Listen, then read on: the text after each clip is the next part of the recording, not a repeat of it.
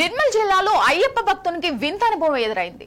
2017 వరకు మాలధారణ చేసిన వేణు అనే అయ్యప్ప భక్తుడు పని నిమిత్తం విదేశాలకు వెళ్లాడు. దాదాపు 6 సంవత్సరాల క్రితం శబరిమల దర్శనానంతరం ఇంటికి వచ్చిన తర్వాత దీక్షా వస్త్రాలు 2 అరటి పండ్లను సంచిలో ఉంచి ఒక పక్కన పెట్టారు. 6 సంవత్సరాల తర్వాత ఆ బట్టలు గోదావరి నదిలో విసర్జన చేయడానికి వెళ్లి సంచి తెరువుగా 6 సంవత్సరాల క్రితం పెట్టిన అరటి పండ్లు పాడవకుండా అలాగే ఉండడం ఆశ్చర్యానికి గురిచేసింది. అయ్యప్ప స్వామి మన వెంటే ఉన్నాడు అని అనడానికి ఇదొక ఉదాహరణ అని గురుస్వాములు నర్సారెడ్డి చిన్నయ్య మూర్తి, బద్రి శ్రీనివాస్, కనపత్తి విఘ్నేష్లు తెలిపారు.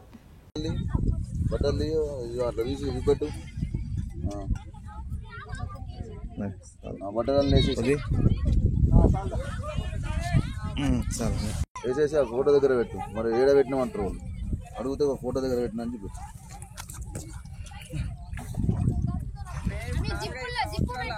అదే 45 సంవత్సరాలు గురుస్వామికి అడుగుతారు. అట్లా ఇప్పుడు అనుకోని వీడియో చేయమని చెప్పిన అడిగితే చెప్తాడు కదా.